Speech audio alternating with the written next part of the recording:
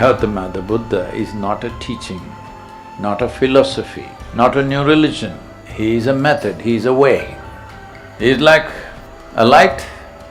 So when someone lights up, you must see what is there to see, not look at the light. So it's very important to honor a great being. We must live it, we believe it, we worship it, we carry it in our heads, that's not the point. Because he is not a god, he is not a son of God, he is not a messenger of God, he's just light. Don't look at the light, you must look at what he lights up, because that is the purpose of the light. Looking at the light will only blind us. Namaskaram, namaskaram all of you. Well, on this Jayashta Purnami, to be here in this blessed place is a great fortune and a privilege. All of you are living a life of dedication to your path, so there's nothing much for me to say. But one thing we need to understand is, which anywhere, in any system, any path, what is a free-flowing, nebulous path slowly tries to be concretized. In that concretization, something very fundamental could be compromised. Happens everywhere. So in that context, not as a teaching for you or anything, I just thought I should say, there's a beautiful episode. We don't know if it's factual or it's a legend, but it doesn't matter because it represents Buddha. So there is a situation where Gautama is in a large satsang.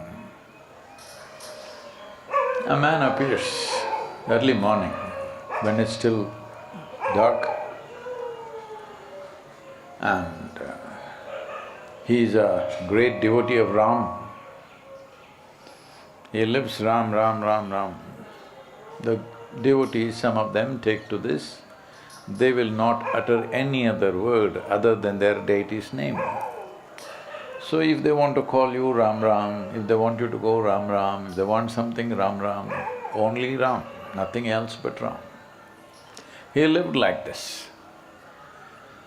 Now time is rolling and he's aging. A little doubt has come in his mind. I'm spending my entire life saying Ram Ram. Suppose I'm wrong.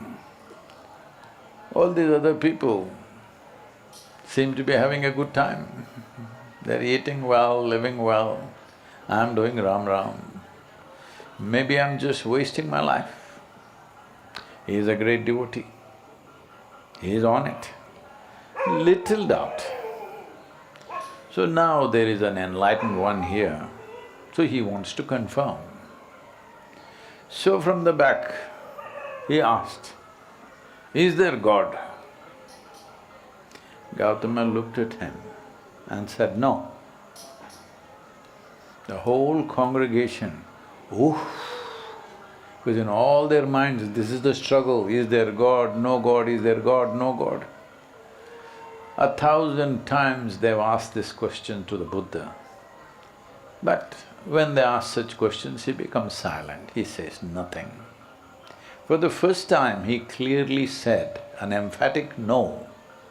Big relief in everybody's mind. Because just imagine if there is no God, nobody sitting there and watching you, nobody dragging you through hell and punishing you, you can live your life the way you want. Big relief. Great celebrations happened through the day. In the evening, another man came, he's a charvaka. He's an out-and-out materialist and an atheist. He knows there is no God. He is an expert charvaka. If you talk to him for 10 minutes, whatever kind of devotee you are, in 10 minutes, he will make you give up your God. He's that kind of guy. But aging, time is passing away, little doubt has come. Suppose there is God. All my life I proved to everybody there is no God. But suppose there is God, when I go there, will he leave me alone? He knows there is no God, just want to check. Now there's an enlightened one here, he wants to ask the question. So evening he came and asked the same question, is there God?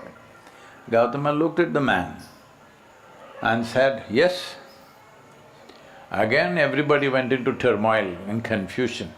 Morning he said, no God. Evening he says, there is God. What is he up to? So we need to understand, Gautama the Buddha is not a teaching, not a philosophy, not an ideology, not a new religion. He is a method, he is a way. A way is not a definition. A way is a method, something we are supposed to do, not something we are supposed to believe, not something that we worship, something that we do, something that we become. It's like a light. If it's dark and I turn on the light, you don't go and hug the light, nor do you have to even look at the light. If the light comes on, you look at things that are lit, not the light itself. So when someone lights up, you must see what is there to see, not look at the light, because looking at the light will only blind you. So it's very important to honor a great being. We must live it.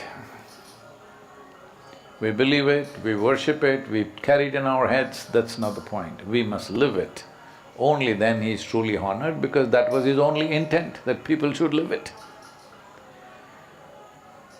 So it's wonderful that so many of you and young boys taking up to this path, but we should not get carried away, because he is not a God, he is not a son of God, he is not a messenger of God, he is just light. Don't look at the light, you must look at what he lights up, because that is the purpose of the light. Looking at the light will only blind us. So being here on this day, well, I was here almost 23 years ago. Nobody noticed me, I could spend time here quietly. But today if you have any questions, please. Thank you, Guruji, coming here as well as sharing your this nice short story regarding with the Buddha's at the Buddha's time. Those 18 questions that his followers or someone asked, but Buddha didn't answer directly. He stayed in silence.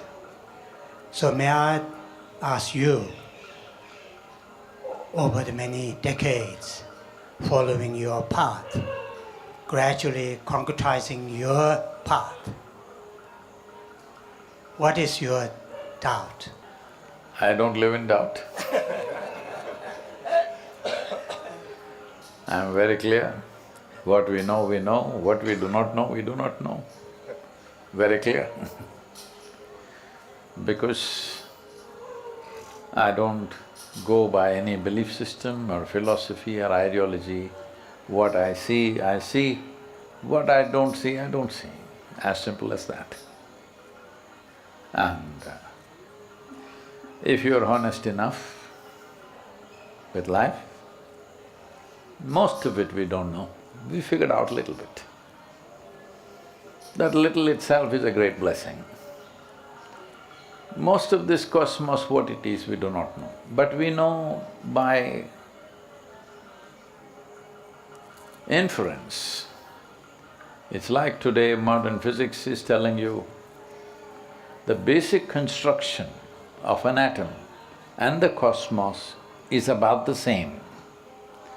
It is just the sophistication and the complexity is multiplying, but essentially it's the same. So if you know an atom, by inference you know the cosmos. You have not seen it, but by inference you know the cosmos. We are born out of one cell. One cell became like this. The simple mathematic of this is 1 became 2, 2 became 4, 4 became 8, 8 became 16, 32, 64. This is how we became. Can you believe this was one cell some time ago? Hello? Isn't that the way it's happened? So if you know that one cell, in some way you know the entire life, but by inference, not by actually walking through it. Nobody knows it that way, because no one in this world, either people who claim to be men of science, they do not know where the cosmos begins, where it ends. People who claim to be men of God, they also do not know where it begins, where it ends. We're in such a blessed creation that even if you travel at the speed of light for 1,000,000 years, still you won't reach the ends. Isn't it a fantastic thing? If you hit the end, what would you do? You would bounce back So we are in such a blessed creation that even if you travel for millions of years, you will not touch the end. That is the beauty of this creation. If you don't have humility to enjoy your ignorance, then you have a serious problem. I do not know is a very powerful possibility. Only when you see I do not know, the possibility of longing to know, seeking to know, and the possibility of knowing arises. Everything I do not know, I believe. No, it is an imaginary bridge. You don't cross anything by that. I believe something, it's only in my mind, isn't it? Hello? What I believe is only in my mind, it's not a reality. Maybe it'll give me psychological strength, or it'll give me confidence without clarity. Confidence without clarity is a disaster. Gautama is against all confidence without clarity. He is for clarity. If you don't see, you don't see. Don't imagine that you're seeing something. If it goes beyond a point, it's called a psychological ailment. It's like this. If you pray to God, you are different. If you pray to God, you are talking to God. It's all right, you can talk as much as you want. Instead of talking to some local gossip, you're talking to God, it's okay. But in case He speaks to you, that means you're schizophrenic. Understand? If you speak, it's prayer, it's okay, it has many benefits, because without getting entangled, you're working out your karma in a way. If you talk to somebody, you'll get entangled. You're talking to God, perfectly fine. But in case He speaks, just know you have become a schizophrenic. This is very important to understand that, see, our knowledge, even if you read the libraries of the world, it's just a minuscule in this limitless cosmos. But our ignorance is boundless. So in yoga, we always identify with our ignorance. Because our knowledge is so small, if you identify with that, you will become so small. If you identify with your ignorance, you are a boundless being. So we celebrate ignorance not as a qualification, but as a possibility. Only if you recognize that you're ignorant, the possibility of knowing arises in one's life. Hindi. अच्छा। हमारा हिंदी बहुत कमजोर है। So now in these days, everywhere have the fighting and the hate, and the people are engaged in this country to country, and the people also have to weigh the solution for this. See, the main problem with the history of humanity has been, we've been trying to transform societies and nations. Society is just a word, nation is just a word, there is just you and me as a reality. If I'm not willing to transform myself, I want to transform the nation. It's just a joke, it's a way of playing a joke on the world. That we are fooling ourselves and fooling everybody, I'm transforming the whole world. You cannot transform the world because there is no world, there are only people, individual people. So, wanting to transform individual people is a painstaking, lifelong work, it's not one-day slogan on the street. Shall I tell you my problem, sir, because he wanted to know doubt? I don't have doubt, but I have problems. Shall I tell you? So this happened to me when I was 25 years of age.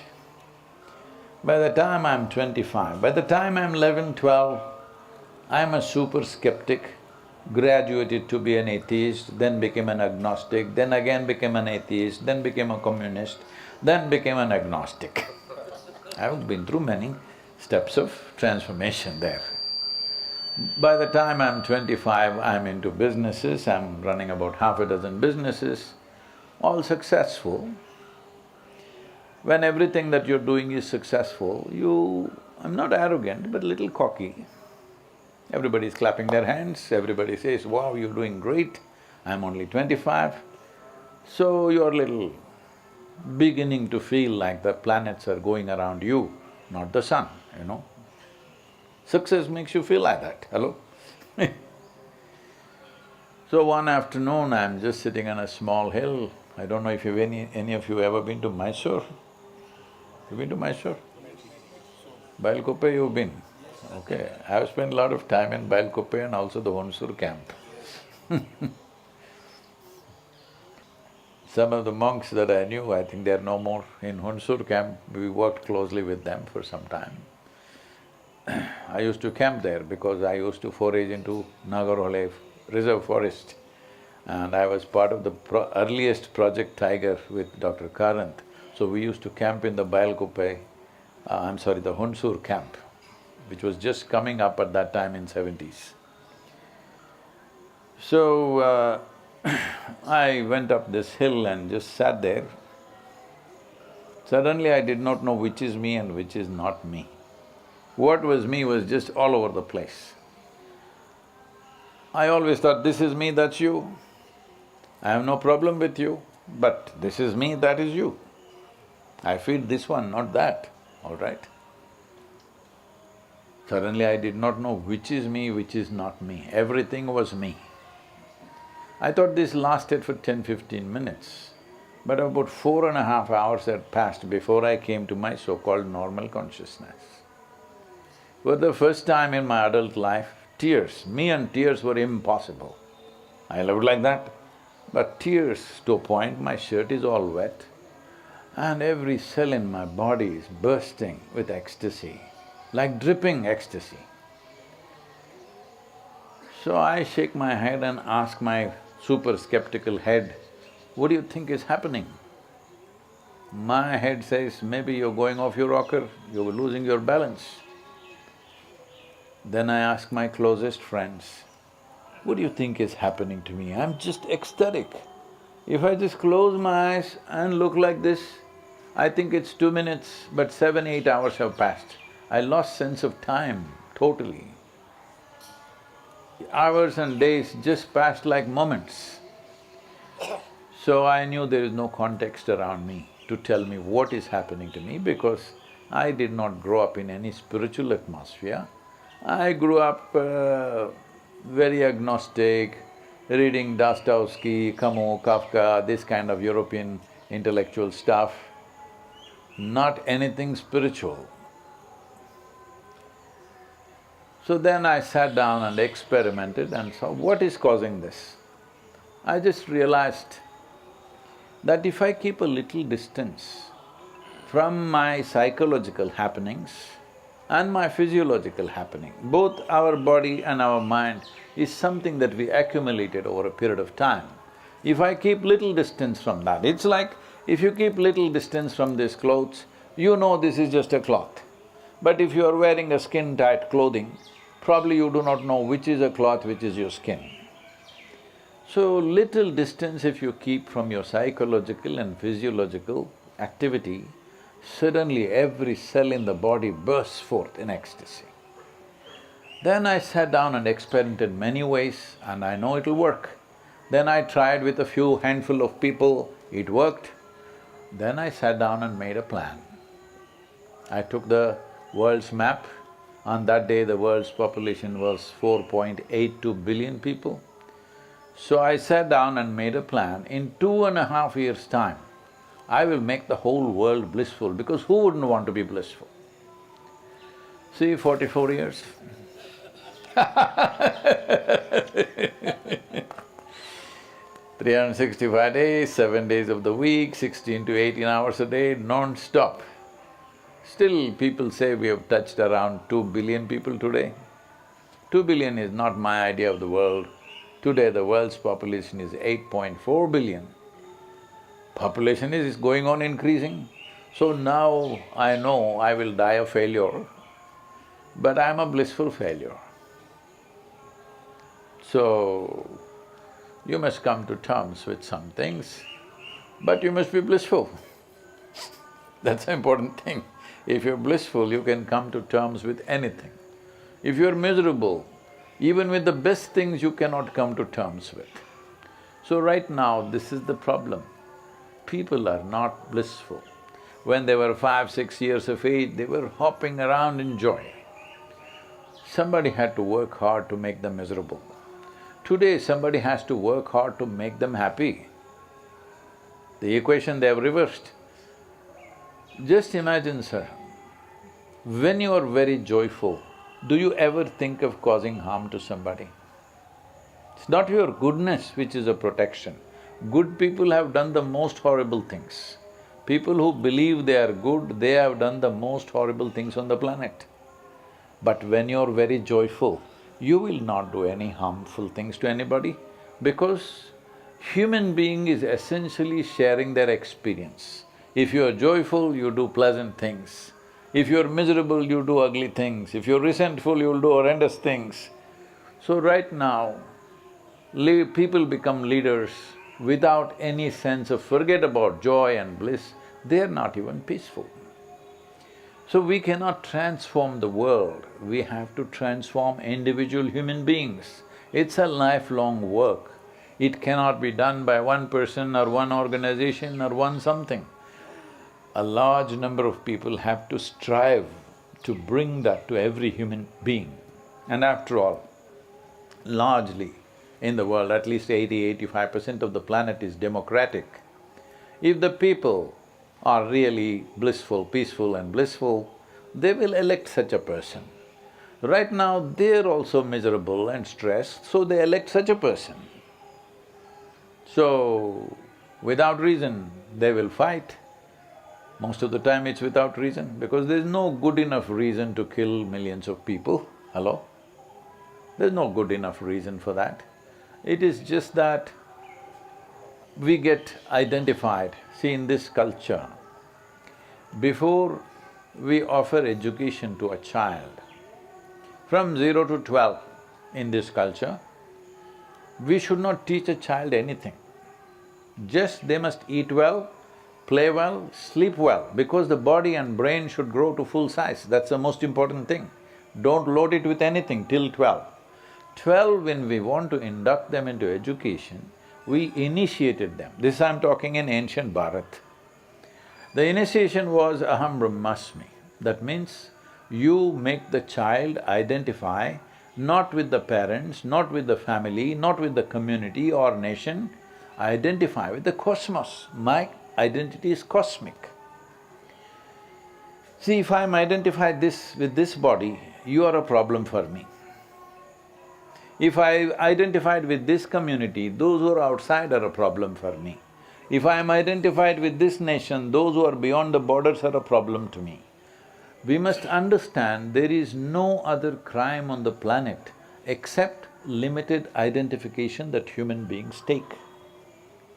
The entire spiritual process is to bring a human being to that experience that your identification with the body, your identification with your surroundings and your people, your genetics, your whatever, all these things are lowered so that your identity is much larger. If I am identified with you as my own, if I experience you as my own, where is the question of a fight or a war? So, there is no immediate solution, we need to understand this. There were mechanisms in the world to at least contain it, like after World War II, we came up with United Nations and some international laws, so that it is not that they stopped the wars, at least there was a legal process for that. Well, in the last 20 years we've broken all those things. I can wage war on anybody, you understand? Very large countries are waging war on other countries. We can wage war on anybody you want, okay? You can pick a small country and demolish them. There's nobody to ask anymore. It's only might is right. If I have the muscle, I can beat you up. So we are building a lawless world. This law is not for genuine peace, at least it kind of contains violence. But even that we have broken. People have withdrawn from nuclear treaties in the last 10 years, you know. There were international nuclear treaties that we won't use nuclear weapons, everybody has withdrawn from that. Everybody is ready and ready to fire. How much nuclear weapons do we have?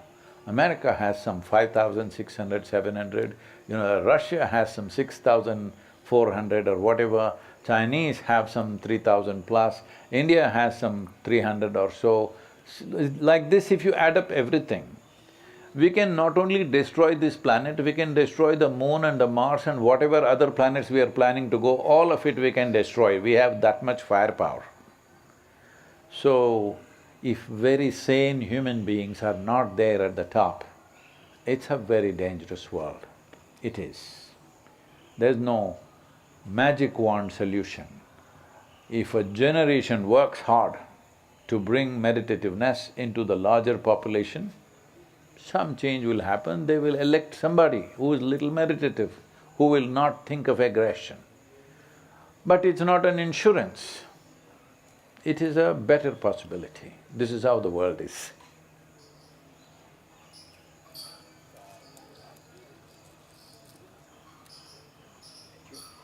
Don't ask me difficult questions.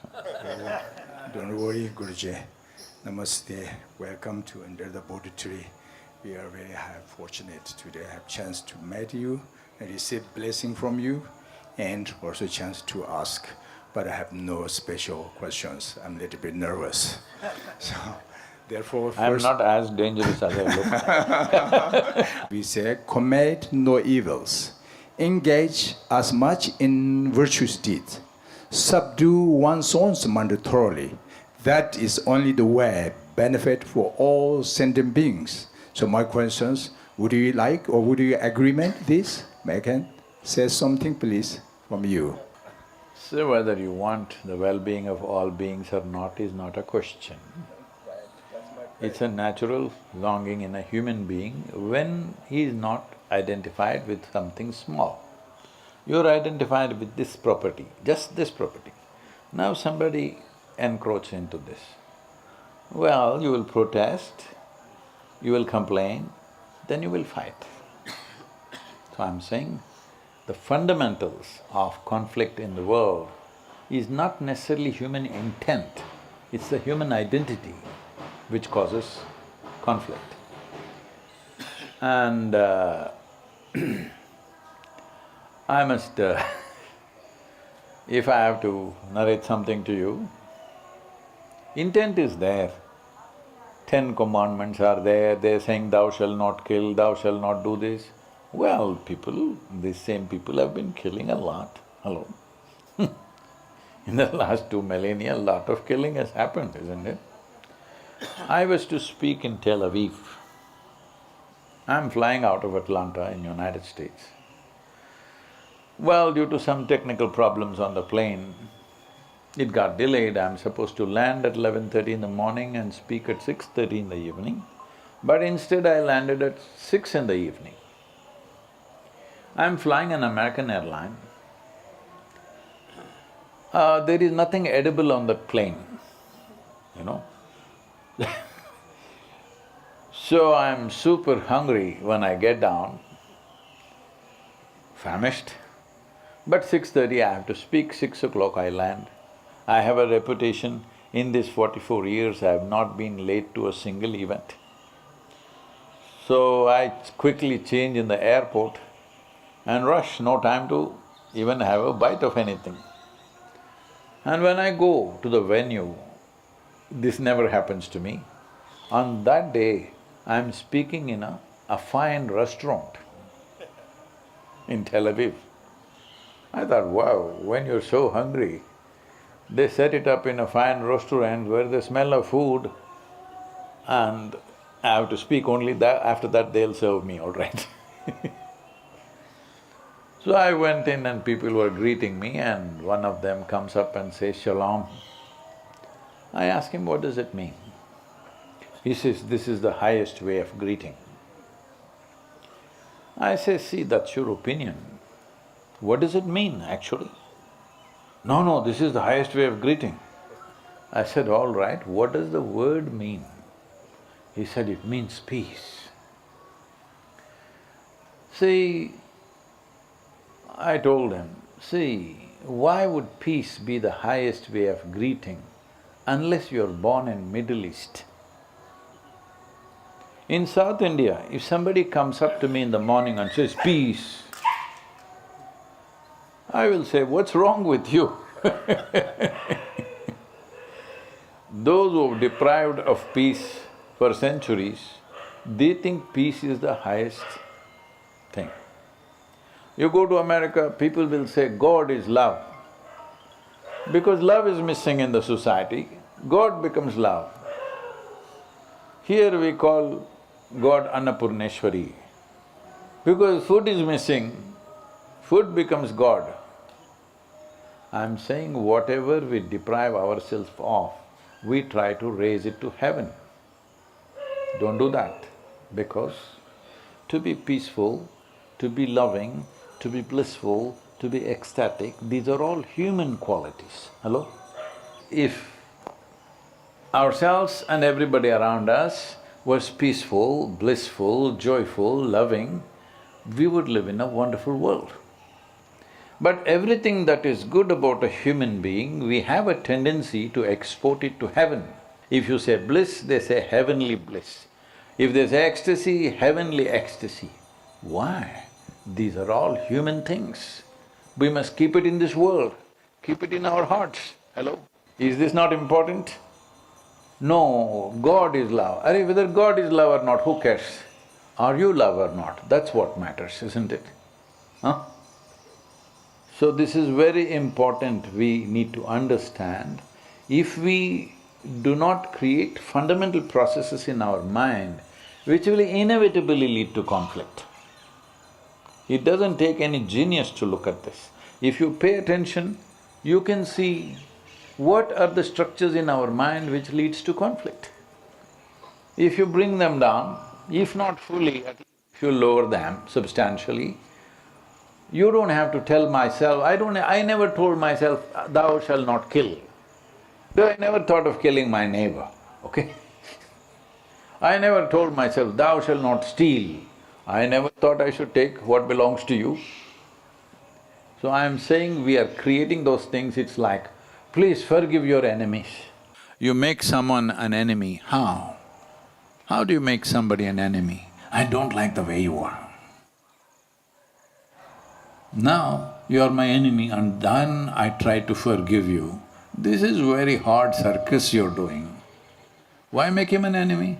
He's like that. Maybe I don't like the way he is, so I'll go this way if he goes that way. Hello?